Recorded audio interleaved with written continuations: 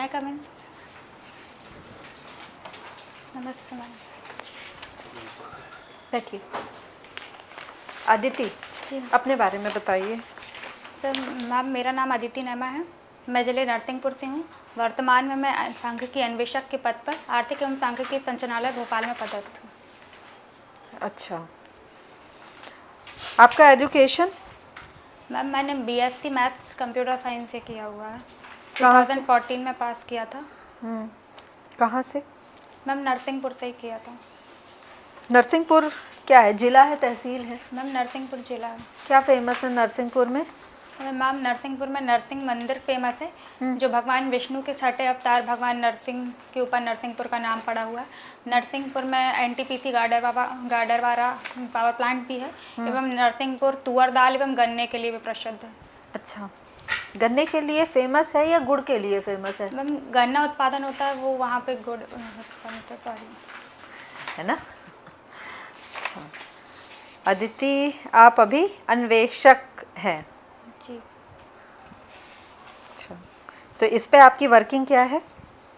Ma'am basically सांख्यिकी अन्वेषक जो होते हैं वो डाटा कलेक्शन का काम करते हैं, डिपार्टमेंट टू डिपार्टमेंट जाके डाटा कलेक्ट करना। किस तरह का डेटा कलेक्ट करते हैं? मैम सारे जैसे विभाग हैं, मतलब कौन से विभाग? सारे जैसे विभाग तो बहुत मैम सारे जैसे विभाग मंडी हैं। विभाग है, मंडी बोर्ड है, पशुपालन है, कुक्कुट विभाग है, स्कूल शिक्षा विभाग है, चिकित्सा विभाग है।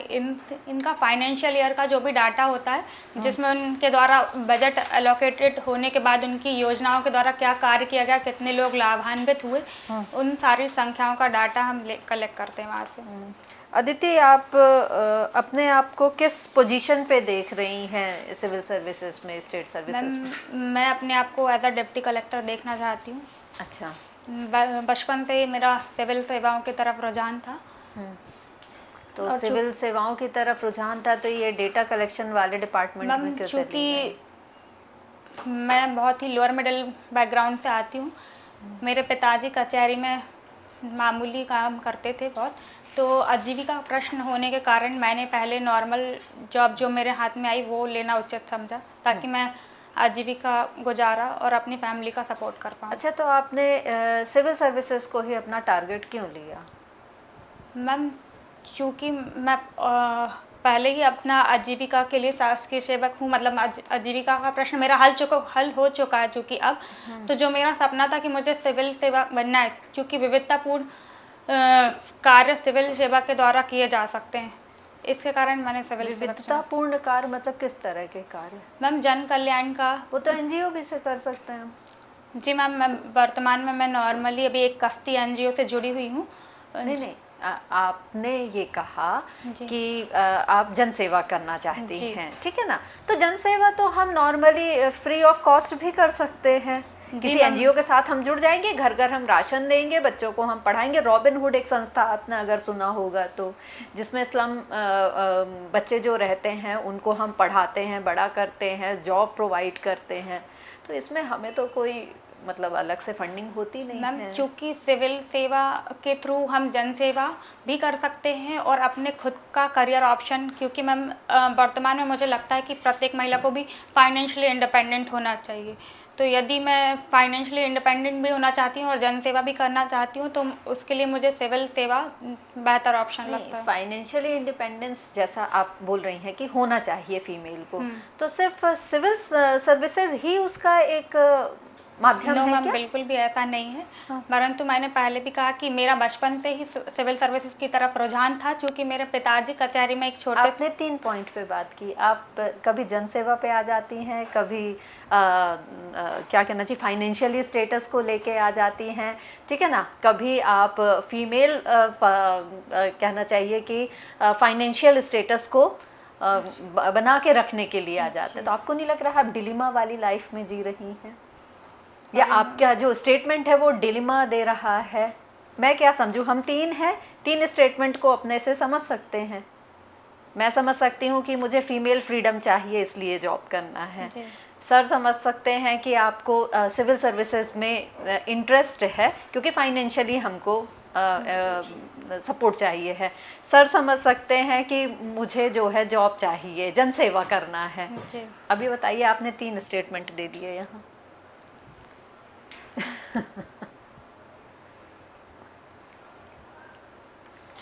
मैम चलिए, इसके आगे अब आपसे सर पूछेंगे। हालांकि मैं आपको ये फीडबैक में आपके देती, लेकिन मैंने पहले बता दिया।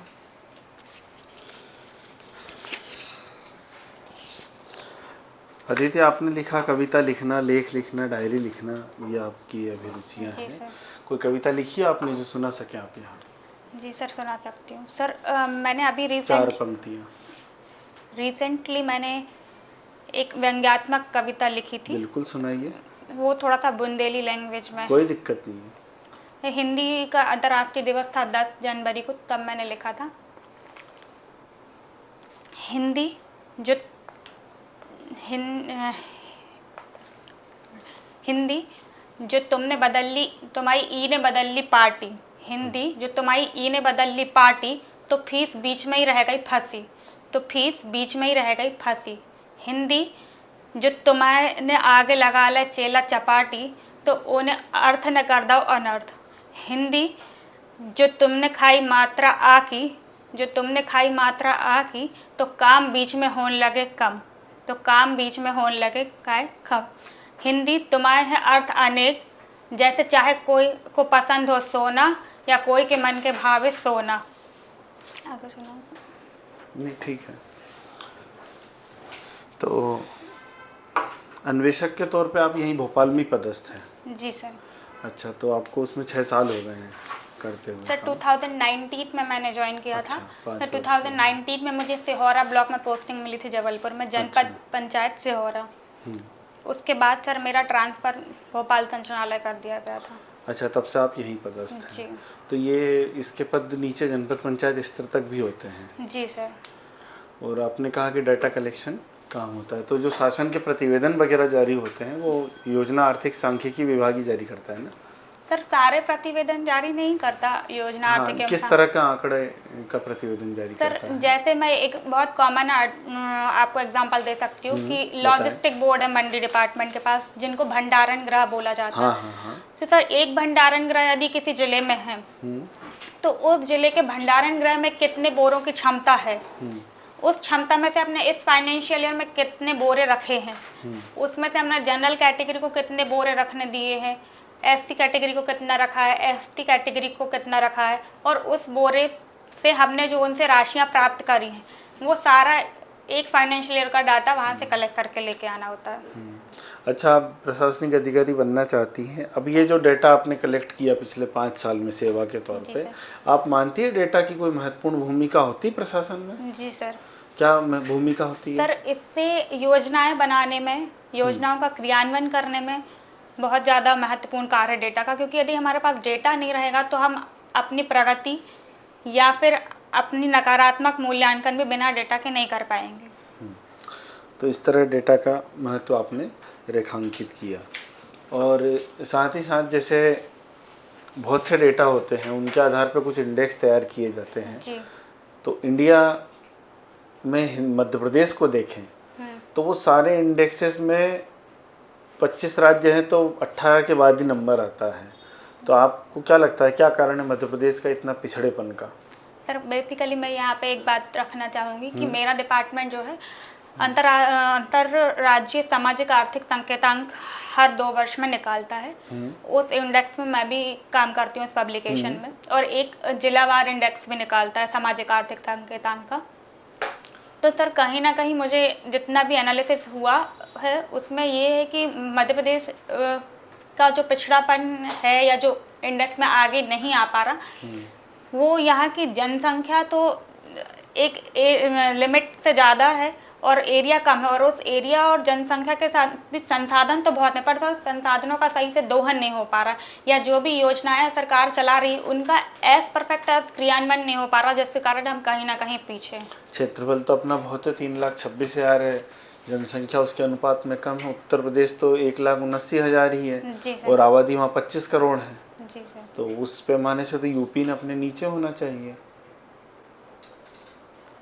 सर अपना क्षेत्रफल तो उत्तर प्रदेश से लगभग 1.5 से 2 गुना की ओर है। जी सर। सर कहीं ना कहीं मुझे ये लगता है कि हम जो क्रियान्वयन है चीज़ों का वही सही से नहीं एग्जीक्यूशन हो पा रहा, या फिर उस हिसाब से नीतियाँ नहीं बन पा रही जिस हिसाब से प्रदेश की जनता की चलिए, वृद्धि विकास। आपने कहा कि आप आत्मनिर्भरता, महिला को स्वतंत्र इंडिपेंडेंट होना चाहिए, जी तो अन्वेषक के तौर पे आप काम कर ही रही हैं। जी सर।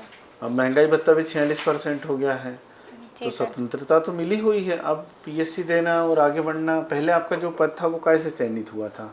जी अन्वेषक के पद पे आप चयनित हुई थी, तो जी कौन सर। से एग्जाम के थ्रू हुए थे? सर इसके पहले मैं पटवारी पद पर चयनित थी। हाँ, पटवारी के बाद सर अन्वेषक के पद पर चयनित थी। किसने आयोजित की थी परीक्षा? Sorry sir. परीक्षा किस एजेंसी ने आयोजित की थी? सर ये मध्य प्रदेश प्रोफेशनल बोर्ड व्यावसायिक परीक्षा मंडल ने। तो अब आत्मनिर्भरता तो है, तो फिर पीएससी अब क्यों? अब तो सेटल हो सकती है लाइफ सर में। चूँकि मेरा प्रोस्पेक्टस हमेशा कैरियर ओरिएंटेड रहा, और मुझे जो भी आगे मैं अपने आप का करियर में अच्छा करना चाहूँगी, और सिविल डाटा कलेक्शन का जो काम है वो ऐसा कार्य है कि जो फील्ड वर्क भी है, और कुछ हद तक हम उसमें कुछ इनोवेशन नहीं ला पाते, क्योंकि जो डिपार्टमेंट हमें डाटा देता है वही डाटा हम लाके अपने डिपार्टमेंट को दे देते। तो मुझे कुछ अपने जीवन विविधतापूर्ण चुनौतियाँ या कुछ ऐसे कार्य करने हैं जिसके कविताएं थ्रू। लिखती तो हैं आप? हाँ, सर कविताएं लिखना तो मेरा एक साइड शौक है। नहीं तो कविताओं के साथ मतलब आप कविताओं को प्रोफेशनल के तौर पे, चूंकि आजकल तो क्षेत्रीय बोलियों का भयंकर प्रचलन चल रहा है, सब जगह डिमांड है, खासतौर पे बुंदेली का तो गजब स्कोप है। आप देखिए फिल्मों में, इवन जो वेब सीरीज़ हैं उनमें बुंदेली का भयंकर प्रयोग हो रहा है, और यहाँ से लेके नरसिंहपुर से लेके कानपुर तक बोली जा रही है। तो उसमें क्यों नहीं आपने सोचा कि भाई आप कवि या लेखक के तौर पे काम करती? शासकीय सेवा ही क्यों? ये कम कठिन रास्ता है इसलिए? सर ऐसा तो मुझे नहीं लगता कि कठिन रास्ता है, क्योंकि जीवन में चुनौतियाँ। कवि होना तो ज़्यादा कठिन है ना? नहीं कवि या सर, लेखक कवि होना कठिन नहीं है। बेसिकली कवि या कविताएं जो भी लिखते हैं वो आपके सिर्फ मानसिक विचार हैं जो आप अपने शब्दों में उतारते हैं, बस। ऐसा कुछ बहुत कठिन कार्य अच्छा, नहीं है। पसंदीदा कवि कौन है? सर मेरे आपका रुझान है इस और इसलिए पूछ रहा हूँ मैं। सर मैंने माखनलाल चतुर्वेदी की बहुत सारी कविताएं पढ़ी हैं, और भी बहुत सारी कविताएं पढ़ी जिसमें मुझे रामधारी दिनकर की सतपुड़ा में घने जंगल कविता काफ़ी पसंद है। तो दिनकर की है सतपुड़ा के घने जंगल? Sorry sir. आप तो सतपुड़ा साइड की हो, आप तो थोड़ा याद करो किसका है सतपुड़ा के घने जंगल उमते अनमने। सॉरी सर, मुझे अभी याद नहीं ये है। तो सबसे रिच एरिया है। हाँ, नरसिंहपुर, होशंगाबाद। आपके नरसिंहपुर के कवि लेखक आजकल उभर रहे हैं, सुधीर आजाद। सर सांड नरसिंहपुरिया करके सेना जी। वो तो सांड नरसिंहपुरी हैं। जी सर। हाँ, उनको तो अभी कोई सम्मान भी मिला है मध्य प्रदेश शासन का, जानकारी है आपको? नहीं सर, मुझे जानकारी नहीं है। आपने उनका नाम लिया इसलिए पूछ लिया जी मैंने। सर, वो मैं बचपन में उनसे मिली हूँ 2-3 बार। हाँ, वो हमारे स्कूल में आया प्रेरित करते हैं जी सर। कवि बनने के लिए? नहीं सर, स्कूल में आते थे वो। हाँ। तो मुझे कभी उनको देख के अच्छा लगता था, मतलब सुनना। चलिए ठीक है, बाकी के सवाल सर पूछेंगे आपसे। अदिति, जी सर। अपने नाम का अर्थ बताइए। सर अदिति जो है वो आकाशीय देवता सूर्य की माता के रूप में जानी जाती है, और अदिति का नाम पूर्णता, स्वतंत्रता, लिबर्टी, मासूमियत। स्वतंत्रता। स्वतंत्रता हम कैसे व्यक्त कर सकते हैं कि मुझे स्वतंत्रता प्राप्त है, उसका पैमाना क्या है? सर यदि मुझे लगता है कि स्वतंत्रता प्राप्त, आप फर्स्टली तो आप अपने मानसिक विचारों से स्वतंत्र हैं या मन के कंट्रोल में हैं, वो सबसे बड़ा स्वतंत्रता होती है मुझे लगता है किसी व्यक्ति के जीवन में। यदि वो विभिन्न प्रकार की सामाजिक आर्थिक चिंताओं से मुक्त से बंधा किस हुआ है तो वो आर्टिकल में स्वतंत्र नहीं। स्वतंत्रता के बारे में प्रावधान है? Sorry sir.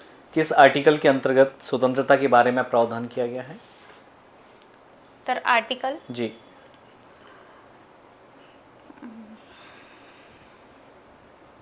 ओके, स्वतंत्रता, समानता, बंधुत्व, ये 3 शब्द हैं। आर्टिकल 19। ठीक। मैं प्रश्न बोल रहा हूँ, स्वतंत्रता, समानता, बंधुत्व, है ना, ये नारा हमने कहाँ से लिया है, किस क्रांति से लिया है? सॉरी सर, मुझे नहीं। फ्रांस की क्रांति, अमेरिकी क्रांति, इंग्लैंड की क्रांति, बता सकते हैं क्या इनमें से किससे हमने लिया है? सर मुझे बिल्कुल आइडिया नहीं है इसमें। ओके ठीक। अदिति, नेमा, नेमा का इतिहास क्या है? नेमा कौन है? सर बेसिकली नेमा जो है वो निमि महाराज के वंशज माने जाते हैं। ओके, निमि महाराज किस टाइम पीरियड में थे? सर निमि महाराज सागर साइड में एक टाइम पीरियड पूछ रहा हूँ मैं, कब थे निमि महाराज? किस टाइम पीरियड में थे? ऋग्वैदिक में थे, उत्तर वैदिक में थे, महाजनपद काल में थे, मौर्य टाइम पर थे? सॉरी सर नहीं मालूम मुझे। ओके ठीक। नरसिंहपुर, जी सर। नरसिंहपुर से कोई व्यक्ति जिसने 1857 की क्रांति में पार्टिसिपेट किया हो, बता सकते हैं? Sir Dillon Shah. बेलन शाह। जी। अच्छा, और मंताराम जी थे जो शहीद भी हुए थे। शहीद हुए थे। जी। इन्होंने 1857 क्रांति में ही भाग लिया था कि उसके बाद में? सर डेलन शाह जो थे गौड़ शासक वो शायद 1857 की क्रांति में थे, और मनसाराम जी थे वो शायद बाद में थे। बाद में मतलब कब थे? मतलब स्वतंत्रता संग्राम में उन्हें पार्ट लिया था, पर 1857 में नहीं था, आज़ादी की लड़ाई में लिया था, जिनको शहीद गोली खाकर वो शहीद हुए थे। तो नरसिंहपुर में एक पार्क भी है उनके नाम पर। अच्छा। जी सर। आप कविताएं लिखती हैं, कहते सर। हैं जहाँ ना पहुँचे रवि वहाँ पहुँचे कवि, इसका मतलब क्या है? सर इसका आशय ये है कि जहाँ पर व्यक्ति नहीं पहुँच पाता या वो अपनी बातें नहीं कह पाता, तो उसकी कविताओं के माध्यम से वो अपनी बातें कह सकता है या उस चीज़ को एक्सप्रेस कर पाता है। अच्छा ठीक है। अब हम इसी चीज़ को इस प्रकार कहें कि जहाँ सरकार नहीं पहुँच पाती है वहाँ NGO पहुँच सकते हैं। जी सर। ठीक, आपका एक समाज कल्याण का उद्देश्य भी रहा है जी ना? सर। तो फिर NGO भी तो वहाँ पहुँच जाते हैं जहाँ सरकार नहीं पहुँच पाती। प्रशासनिक अधिकारी बनने के पश्चात आपके पास संसाधन बहुत सीमित रहेंगे, जी आप वहाँ नहीं पहुँच सकते हो जहाँ NGO पहुँच सकते हैं। जी तो सर। फिर तो आप NGO ज़्यादा बेटर रहेगा आपके लिए। सर वर्तमान में मैं एक कश्ती नाम के NGO से जुड़ी हुई हूँ, पर सर मुझे लगता है कि NGO के पास उतने पावर्स नहीं होते हैं जितने कि शासकीय सेवक के पास पावर होते हैं। ये NGO जो रजिस्टर्ड होते हैं किस एक्ट के अंतर्गत होते हैं? सर ये कंपनी एक्ट के थ्रू रजिस्टर्ड होते हैं शायद। सॉरी सर मुझे आइडिया ओके, नहीं। आप बता सकते हो NGO में क्या क्या आते हैं? NGO के पार्ट्स कौन कौन से हैं? सर बेसिकली NGO मतलब हम लोग जो जुड़े हुए हैं वो स्वयं सेवक के माध्यम से NGO में जुड़े हुए हैं। स्वयं सेवक के माध्यम जी। से, वॉलंटियर्स के माध्यम से? वॉलेंटियर के माध्यम से। अच्छा अच्छा, हाँ। तो जो हमारा NGO है वो बेसिकली फूड डिस्ट्रीब्यूटर्स NGO है। अच्छा अच्छा, ओके। तो जिसमें हम जो लेबर्स के बच्चे होते हैं या झुग्गी बस्ती के बच्चे हैं, उन तक ओकेजन वाइज ओकेजन कुछ कलेक्शन करके फूड डोनेट करते हैं। फूड डोनेट करते हैं। अच्छा, अभी फूड पर कई सारे कानून आ गए हैं, है ना? सेफ्टी फूड के लिए कानून आ गए हैं, ठीक है ना? तो मध्य प्रदेश में सरकार भी मिलावटखोरी पर कई सारे प्रतिबंध लगा रही है, जेल भेजा जा रहा है लोगों को, ठीक है? तो इसमें सरकार ने जो फूड सेफ्टी बिल है उसमें कुछ संशोधन किए हुए हैं, बता सकते हैं आप क्या? सर फिसाई में फूड सेफ्टी बिल में हाँ कौन से संशोधन किए हैं मध्य प्रदेश सरकार के द्वारा? सर नहीं आइडिया मुझे सारी। ओके, अदिति आपके 3 वीक पॉइंट कौन से हैं? सर मेरा वीक पॉइंट ये है कि मैं थोड़ा ज़्यादा भावनात्मक हूँ। अच्छा। मतलब यदि कोई बात मुझ तक रखता है तो मैं सही गलत का निर्णय कई बार भावनात्मक तरीके से विचारों ले में लेते आके हैं। ज़्यादा ले लेती हूँ। ठीक है, दूसरा क्या आपको मतलब नहीं लगता हो कोई दूसरा वीक पॉइंट हो तो ये भी बता सकते हैं। अच्छा, आपकी स्ट्रेंथ क्या है, आपका मजबूत पक्ष क्या है? सर मैं सहिष्णुतापूर्ण व्यक्तित्व वाली लड़की हूँ। सहिष्णुता? जी। अच्छा, ओके। मतलब मुझे दूसरों की बातें सुनकर उनके विचारों से मेल भले मैं रखूँ या नहीं रखूँ, पर मुझे उनके विचारों को काटना या किसी भी प्रकार का किसी का निरादर करना अच्छा नहीं लगता। ठीक सबका है। अपना अपना पॉइंट ऑफ व्यू और मैं बातें सुनती हूँ, ओके, सुनना पसंद। दूसरा पॉजिटिव पक्ष क्या है? सर मेरे अंदर सहानुभूति भी है। सहानुभूति है। जी सर। ओके, और तीसरा? सर तीसरा मेरा पावर मतलब ये है कि मेरा वीक पॉजिटिव पॉइंट ये है कि मैं तीसरा पॉलिटिक्स। ओके, आप देखिए सांख्यिकी से संबंधित हैं, पीसी महालनोबिस इसका नाम सुना होगा आपने, जी सर। है ना? कौन थे ये और इन्होंने कौन सा कार्य किया था? कोई एक कार्य बता दीजिए। सर पीसी महालनोबिस ने सांख्यिकी के लिए, sorry sir. Okay, last question है अदिति, केंद्रीय सांख्यिकी संगठन, जी ठीक है, कब स्थापित हुआ है और इसका कार्य क्या है? सर 1950 में स्थापित हुआ था। ठीक है, क्या काम करता है ये? सर ये भी केंद्र सरकार का सांख्यिकी मंत्रालय थे जो डाटा कलेक्शन एवं पॉलिसी मेकिंग योजना एवं नीति आयोग का सहकर्मी है, जो भी डाटा कलेक्शन एवं नीतियां बनाने का काम एवं जो अन्य राज्य हैं उनको नीति निर्देशन देना, एनएसएसओ के साथ कार्य करना, ये सारे काम हैं। चलिए ठीक है Aditi, thank you. Thank you sir. आप जा सकते हैं अभी। नमस्ते। जाइए, बैठिए। अदिति, जी सर। देखिए सकारात्मक चीज़ आपकी ये है, देखिए एक सतही नॉलेज है, ठीक है, और अभी आप वर्तमान में जॉब पर हैं, तो वहाँ से जो प्रश्न पूछे जाएंगे वो आप, मुझे लगता है कि कर ले जाओगे, ठीक है। थोड़ी सी मेहनत के लिए मैं और कहूँगा। जी सर। तीसरी बात है कि आप जो प्रश्नों का उत्तर दे रहे हो, ठीक, उसमें मतलब कुछ कुछ प्रश्नों के उत्तर आप दे रहे हो, जी ठीक है। मैं ये नहीं कह रहा हूँ कि आप बिल्कुल प्रश्न के उत्तर नहीं दे रहे हो, जी सर। ठीक है, आप कोशिश पूरी कर रहे हो, जी ठीक। सर। नेगेटिव में सबसे पहला आई कांटेक्ट प्रॉपर नहीं है, जी ठीक। सर। आई कांटेक्ट का मतलब ये नहीं होता है कि केवल आप मुझे देख रहे हो, मैं प्रश्न पूछ रहा हूँ तब आप मुझे देखिए, जी जब आप उत्तर देंगे तो आप बाकी बोर्ड के पूरे, है ना, सभी के साथ आपको उत्तर देना है, ठीक। तो ये तो हमें बिल्कुल भी नहीं दिखा। दूसरा ना अदिति, हमें फ्लुएंसी में कुछ लगा गड़बड़ है क्या, है ना, बोलने में कुछ हिचकिचाहट होती है? जी सर, एक्चुअली मुझे हार्ड ऑफ हियरिंग की प्रॉब्लम है, उसके कारण टोन में थोड़ा डिस्टर्बेंस होता है। अच्छा, हाँ ठीक है, कोई दिक्कत नहीं है। ठीक, तो मैं सजेशन यही दूंगा, आप आईने के सामने बैठकर, है ना, कुछ पेपर वेपर पढ़ा करिए, है ना, न्यूज़पेपर पढ़िए, एडिटोरियल जो आता है उसको पढ़िए, ठीक है, या फिर खुद से ही बात कीजिए, तो उससे क्या है, मुझे जो लगता है फ्लुएंसी आपकी और अच्छी हो सकती है, ठीक। तीसरी बात है, नॉलेज थोड़ा सा और गेन करिए, ठीक। कब है इंटरव्यू आपका? जी सर। इंटरव्यू कब है आपका? सर 1 मई को। 1 मई को है ना, तो अभी तो बहुत टाइम है ना, मई पूरा मिल जाए। अच्छा 1 मई को है, हाँ ओके, दो फिर भी अभी 15 दिन है ना। थोड़ा सा आप अपना सिलेबस से रिलेटेड और डैप में जो चीज़ें दी गई हैं उससे रिलेटेड, है ना, एक डायरी प्रिपेयर कर लीजिए, ठीक है ना, इंटरव्यू के हिसाब से। मेंस में और शॉर्ट नोट बनाते थे, हाँ। इसमें वन लाइनर टाइप के बन जाए। हाँ हाँ, ठीक है, सिनॉप्सिस बनाते थे ना मेंस में, जी। वो आप सिनॉप्सिस तैयार करिए, ठीक है ना। और एक्चुअली क्या है ना, डेटा रिलेटेड क्वेश्चंस, है ना, जो अभी पूछे नहीं गए हैं, प्राइमरी डेटा, सेकेंडरी डेटा, है ना, उससे रिलेटेड क्वेश्चन भी आपको तैयार करने पड़ेंगे, ठीक। और मुझे एक चीज़ लगती है, देखिए एक प्रश्न तो आपको तैयार होना चाहिए कि आप इस सेवा में क्यों आना चाहते हो, जी। ठीक है, वहाँ पे आपको घूमना फिरना नहीं है, जी। ठीक है ना, ऐसा करिए। तो इन चीज़ों पर ध्यान दीजिए, है ना। बाकी कुछ नेगेटिव जो चीज़ें होती हैं, कई बार आपका दूसरा पक्ष उन चीज़ों को कम कर देता है, जी। ठीक है, तो ठीक है, हमें पता है यार हमें ये प्रॉब्लम है, जी। तो हम दूसरी चीज़ पर वर्क कर सकते हैं, तो आप तथ्य पर बल करिए, ठीक।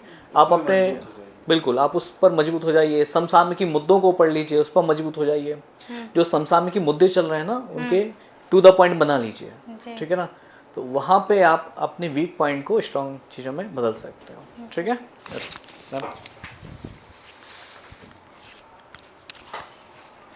अदिति, जैसा मैंने शुरू में ही आपको बताया कि मतलब कोई भी आंसर जब आप दो तो बिल्कुल ही कॉन्फिडेंस होके आपको आंसर को देना है, मतलब डिलेमा वाली जेक्चर पे आप खड़े हुई थी, एक ही क्वेश्चन के आंसर को आप 3 तरह से दे रहे थे, है ना, तो ये चीज़ को हमको ध्यान रखना है। आपको हियरिंग का प्रॉब्लम है, तो आर यू यूजिंग मशीन? आप मशीन यूज़ करते हो? आप यूज़ करते हो, क्योंकि एक मतलब अगर फर्स्ट वे में जैसे मैंने ऐसे आपको देखा, ऐसे करके, तो अगर कोई भी इंटरव्यू पैनल होगा तो वो आपके इस जेक्चर को नेगेटिव लेगा, क्योंकि ये कहीं भी मेंशन नहीं है कि हमको हियरिंग थोड़ा सा प्रॉब्लम है, कहीं भी मेंशन है क्या? मैम मैंने डैब में मेंशन किया हुआ है, लास्ट में उन्होंने पूछा हुआ है कि क्या अच्छा। आपको कोई प्रॉब्लम है, तो मैंने उसमें लिखा हुआ है कि मुझे हार्ड ऑफ हियरिंग की प्रॉब्लम है। ओके ओके ठीक है, तो फिर मैंने देखा नहीं है। तो बस यही है कि आप अपनी चीज़ पे कॉन्फिडेंट रहिए और करंट अफेयर्स को और हिस्टोरिकल में नॉलेज गेन करने की ज़रूरत है ना? आत्मविश्वास से भरपूर रहिए और अपने विषयों को और थोड़ा मजबूत कर लीजिए। 15 दिन का समय है, थोड़ा अपने काम से अलग हटके उस पर फोकस करेंगी और जवाब को मेरे ख्याल से थोड़ा सीमित रखिए। जैसे पूछा है कि भाई आपको क्यों आना है, जो आपने बोलना है वो फिक्स कर लीजिए पैटर्न, 10-15 शब्दों का एक बना के, बस वही बोलना है। 4 बार पूछे तो भी वही बोलना है ना? 4 बार पूछेंगे नहीं, ठीक है? तो उससे क्या रिपीटेशन नहीं होगा और थोड़ा जनरल नॉलेज का करते रहिए, बाकी सब सही होगा, है ना? और कॉन्फिडेंस बना के रखें, ठीक है? यदि कोई प्रश्न नहीं आ रहा है तो भी कोई तकलीफ नहीं है, और 2 प्रश्न भी नहीं आ रहे तो भी कोई तकलीफ नहीं, 3 प्रश्न नहीं आ रहे तो भी कोई तकलीफ नहीं है। हाँ, कई बार सॉरी बोलने का हाँ। मतलब ये नहीं होता है कि आप बिल्कुल नेगेटिव हो गए, है ना? फुल कॉन्फिडेंस में रह के, है ना? कोई एक प्रश्न से इंटरव्यू नहीं बिगड़ता है, एक प्रश्न से बनता नहीं है तो बिगड़ेगा भी नहीं, ठीक है? कॉन्फिडेंस इंटरव्यू के दौरान कम नहीं होना चाहिए, अभी ठीक एक है? बात और कहूँगा, देखो डायरी लेखन है तो पक्का है कि आपसे कोई ना कोई कविता लेखन है जी तो कोई ना कोई कविता आपसे बुलवाएंगे, हाँ। ठीक है? तो वहाँ पे हिचकिचाना नहीं। हाँ, वही होता है कि मैं नॉर्मली अपने ऑफिस के बैकग्राउंड में तो बहुत अच्छे से बोल पाती हूँ, पर शायद यहाँ पे नर्वसनेस के कारण मैं नहीं बोल पाई। होता है नहीं, इंटरव्यू हाँ, तो होता ही है। उसमें कोई इशू नहीं है। और मेरा अनुरोध ये है कि उसमें वहाँ पे हिंदी की सुनाए, बुंदेली सब वैसी कैच करें, कोई आवश्यक नहीं है। यदि बुंदेली में ही लिखती हैं आप तो बात अलग है, नहीं सर, मैं वैरायटी में लिख हाँ, तो हिंदी की हाँ, सुनाए। हाँ, बिल्कुल। आपको बोलना आसान है। क्या होता है कि संप्रेषण कविता का सार तो यही है। अब हमने कविता सुना दे, हम तमिल सुना देते हैं, तो कविता सुना रहे हो तो जो हमारे भारत में बहुत अच्छे अच्छे कवि हुए हैं, है ना? जैसे आप सतपुड़ा ही सुना रहे थे, पंचवटी सुना देते आप, कोई दिक्कत नहीं था, है ना? वो सतपुड़ा भवानी प्रसाद मिश्र की है ना? और दिनकर की रश्मि रथी है। कुछ ऐसे नाम याद रखिए, ऐसे नाम ये याद बेसिक नाम है। हाँ जी यहाँ पे अपन को सोचना नहीं है फिर, जी ठीक है ना? मतलब आंख बंद करके भी अगर अदिति से सोते हुए रात को 12 बजे भी अगर पूछा जाएगा कवि का नाम और कविता, तो आंख बंद किए हुए भी अदिति सुना देगी। और जो प्रश्न आया था कि आपके जो गुरु हैं जिनके नाम पे नेमा पंथ या नेमा समाज आया है, नेमी महाराज, तो उनका कालखंड आपको पता होना चाहिए कि वो मुगल काल में थे कि उधर पहले से थे, या गुप्त काल या और पुराने थे। गुरु है वो, उनके नाम पे तो अपना पंथ पड़ा है ना? ये बहुत बहुत मतलब जानकारी का बहुत दुखद अभाव है। हाँ, मतलब हमें हमारा बैकग्राउंड नहीं पता हाँ। है, हम किसके वंशज हैं, है ना? तो ये क्लियर होना चाहिए। महादेवी ने 4 पंक्तियाँ लिखी कृष्ण के ऊपर, याद कर लेना। 4 पंक्तियों की ही वो है कविता है, वो केवल 4 पंक्तियाँ हैं उसमें, है ना? सर्च करिएगा और याद करिएगा। Good luck. बाकी शुभकामनाएं।